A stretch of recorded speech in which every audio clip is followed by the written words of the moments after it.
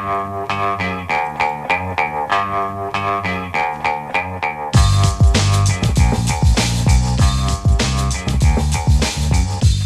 the Brian Lehrer Show on WNYC. Good morning again, everyone. Coming up later in the hour, Sam Sanders and you on anything from the Oscars last night.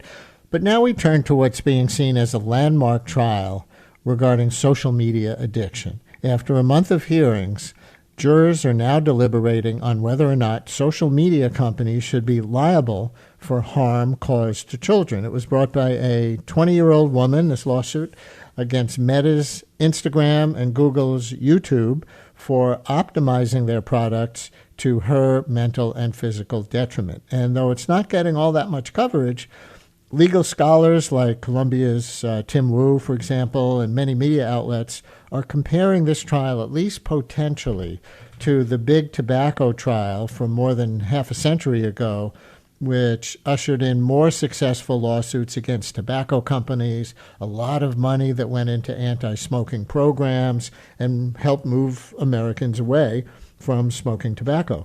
Joining us now to break down the trial and what it all could mean for the future of social media is David Streitfeld, Pulitzer Prize-winning reporter covering tech for the New York Times. Hey, David, thanks for coming on. Welcome back to WNYC. Hi, thanks for having me.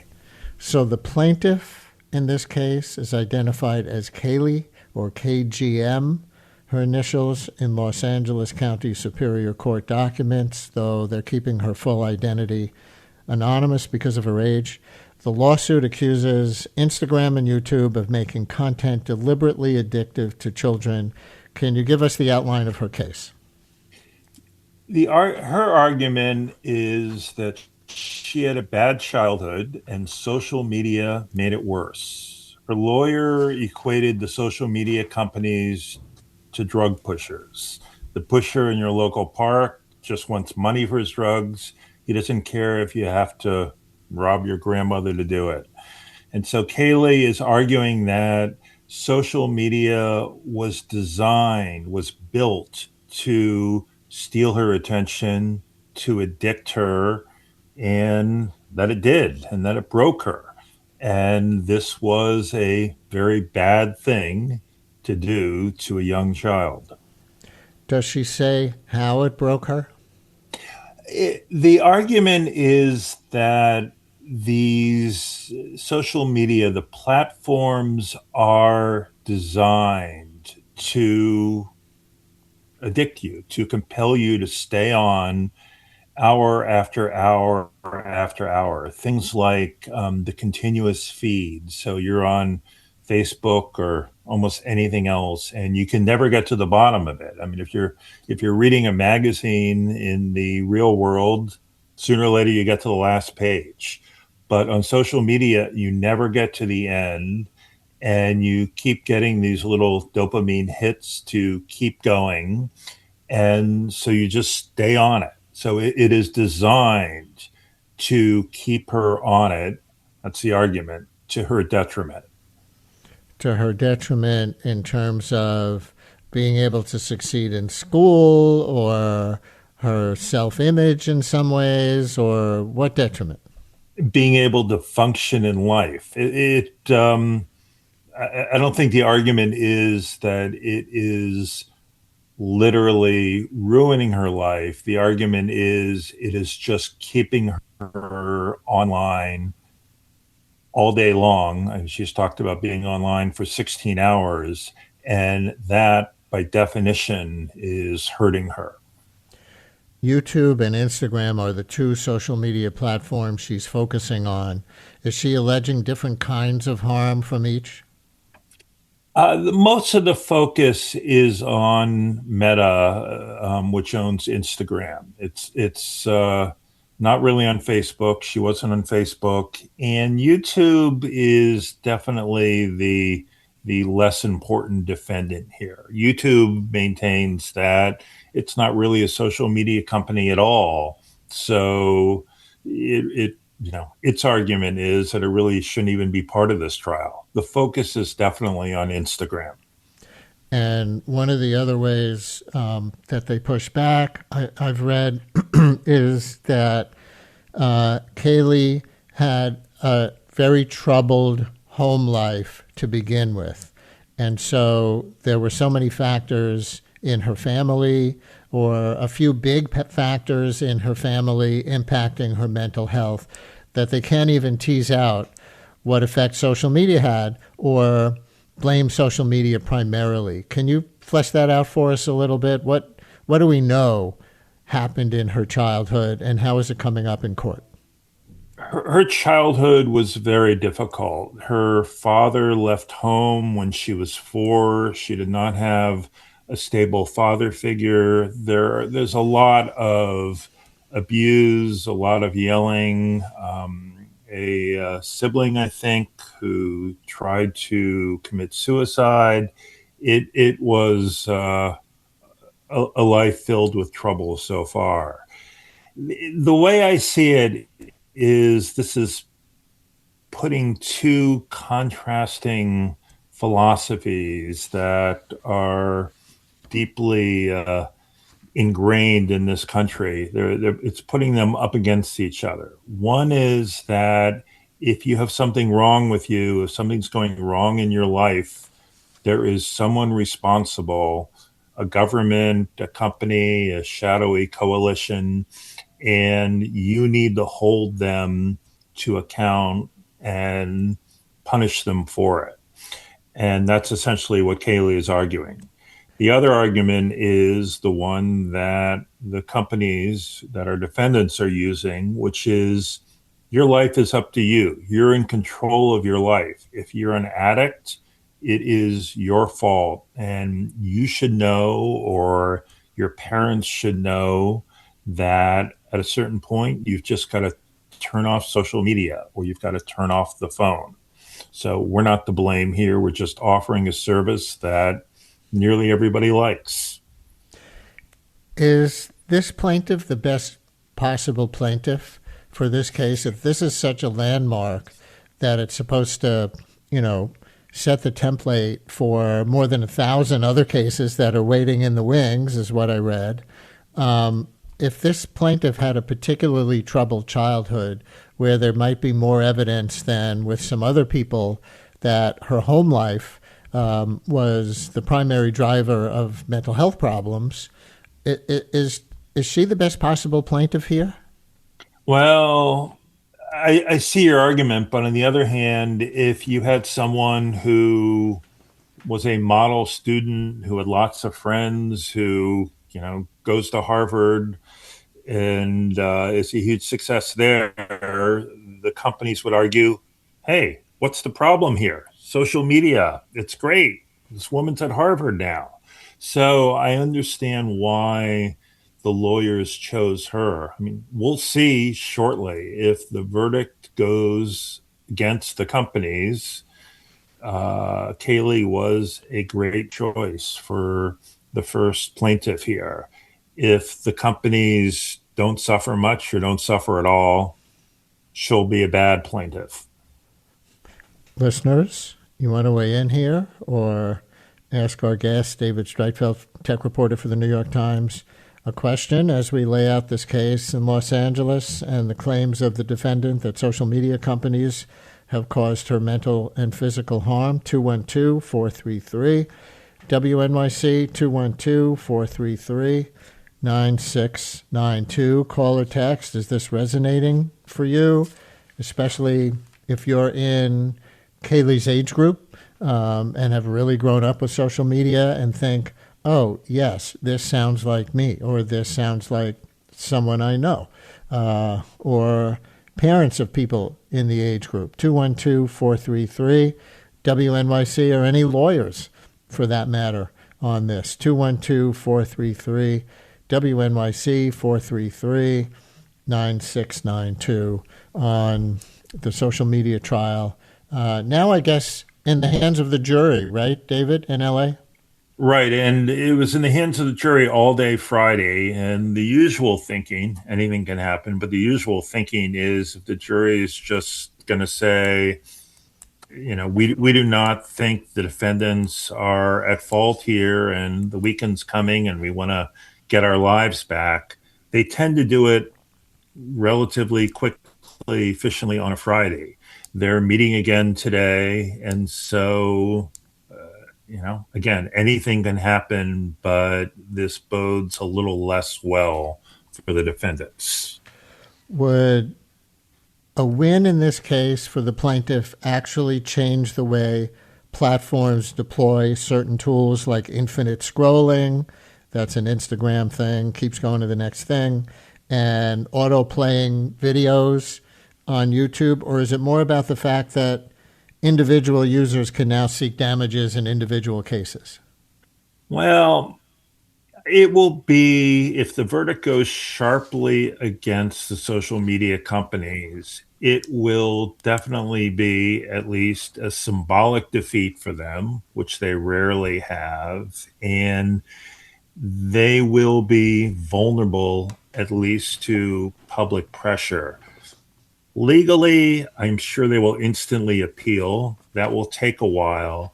And these cases do get into First Amendment concerns. And probably on appeal, the First Amendment side of things will be front and center. And that's going to be a barrier for the plaintiffs. So, just like anything else in America, this will be litigated for probably quite a while.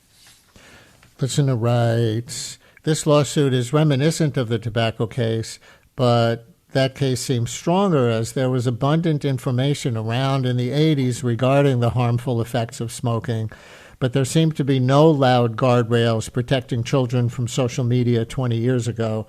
Actually, I'm not sure if this text is making the case that the argument is stronger here or stronger there. It's a little confusing to me.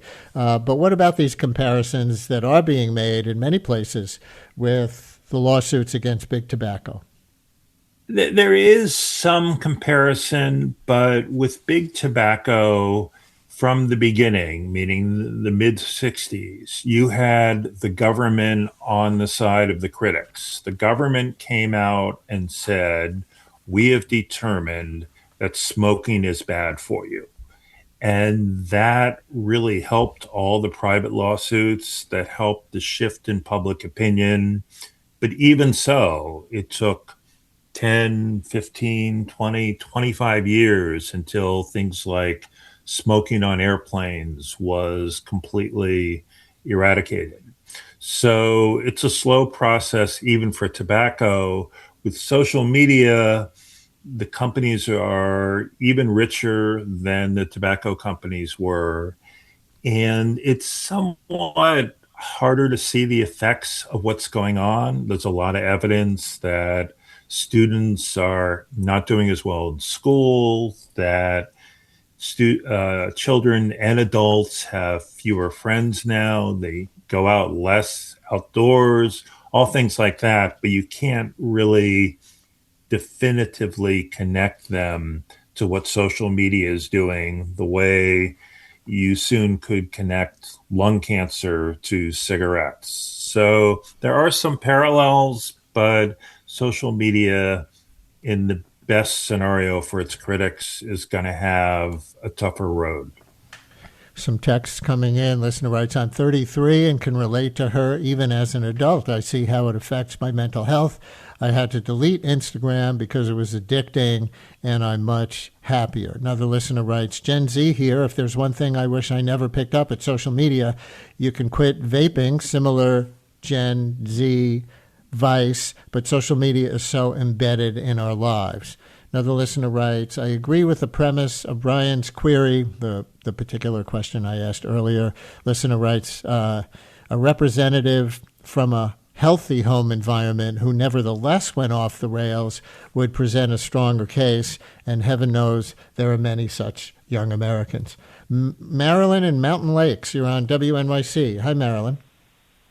Yes, hi. Thanks for taking my call. I really affirm the addictive process, the addictive nature of the social media, and I know it's hard to prove, but in the meantime, my whole thing is to protect kids, because I heard once that addiction is a disease of loneliness and isolation, and nobody wants kids going through that.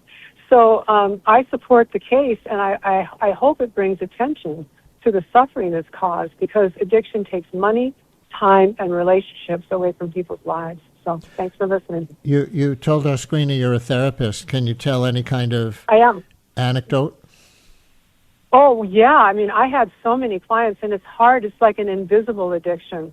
And so there was a lot of work on, what are you look at the effects. You can't always prove the causes, but you look at the effects.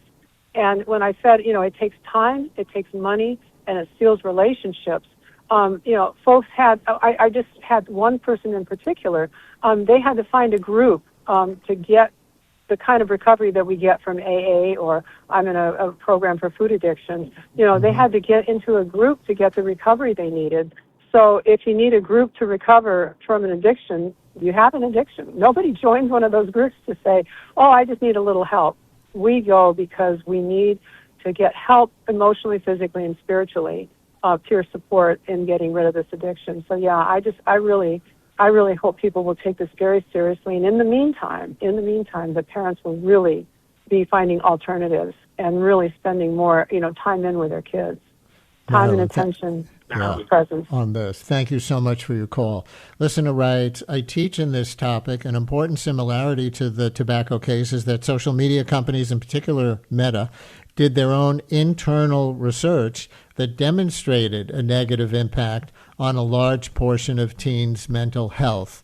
And listeners, maybe some of you heard the excellent New Yorker Radio Hour interview with the author Jonathan Haidt, who's very much on this topic this weekend. And David, I don't know if you're familiar with some of what he was revealing to David Remnick there, but part of what he was citing was documents from Meta and I think also another company where people who were working inside were basically doing what this listener writes, acknowledging that there was a negative impact and that it could be seen as addictive. I don't have the exact words, but I don't know if this, if those kinds of documents came up in the trial. They were interesting for me to hear in the interview.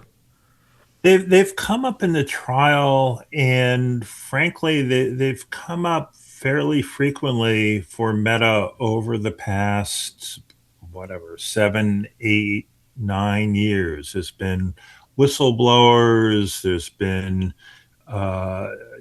reports that have leaked from inside. There's been tell-all books, and somewhat to my surprise, none of this has actually created any sort of a mass movement to rein in Meta. And you always hear people saying these companies, social media is addictive, but I'm always puzzled that if many people felt that Congress, always responsive to what its voters are thinking, would be acting to control social media. And either the number of people who feel it's a problem are a minority, or I don't know, with cigarettes, the society moved away from smoking. And I don't feel that's starting to happen with social media yet, for whatever reason. Joyce in Manhattan, you're on WNYC. Hello. I have a couple points that I'll make and then listen to the response off the line. But Australia, I believe, made social media illegal for people under 16 or something. They must have done that with good reason and some proof of detrimental effects. I also, just regarding what the guest just said, I don't see that Congress has acted for the majority of Americans' views in the last couple of years. And I did see all the social media guys standing behind you-know-who at the inauguration because they're obviously giving money so they get a lot of money. So I don't think that's a strong point, that if the population was against it, Congress would do something. Yeah. Look at the war we're in now. Okay, thanks. Joyce, thank you very much. And kind of to that point, we have another caller who we're not going to have time to get to, but Mike in Bayshore, I see you. Call us again on something else. But Mike is saying this is two evils battling. I don't think social media should be brought to heel by the tort system. But I guess Joyce's call is kind of a response to that without even knowing that he was on the line. The tort system may be kind of a last resort here because the social media companies have so much power over the government that would otherwise make laws like Australia did, that this is what people have to resort to, civil suits. Can you compare Australia and the United States in this respect?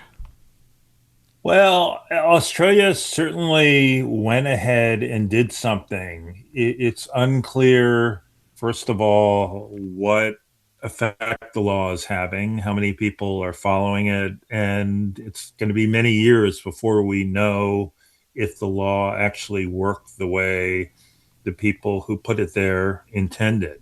But I mean, I certainly agree, for critics of social media, this lawsuit and the lawsuits that will follow it here, they are a kind of last-ditch attempt to bring the companies, particularly Meta, to heel. Congress didn't do it. Regulators under President Trump are not going to do it. So lawsuits are their last and maybe their only hope at this point. So as we run out of time, your article on this is headlined Social Media Addiction Trial Nears End. Society long ago rendered its verdict. But your article ends, all future engagement will be with a machine. On Facebook, content generated by artificial intelligence is already being prioritized over friends and family. Yikes. So connect your headline and your last line. Well, my argument is that social media had this brief period, 10 years, 15 years, where it, if you're idealistic, had many things going for it. Everybody in the world could speak to everyone. And also, as this case reveals, there were many problems with it. My worry as a journalist is that social media is evolving into something that will make people nostalgic for the situation they have with it now. And there we leave it with David Streitfeld, Pulitzer Prize-winning reporter covering tech for the New York Times. We'll see any time now, I guess, the verdict of in this trial, which is in the hands of the jury. Thanks for talking about it with us. Thanks for having me.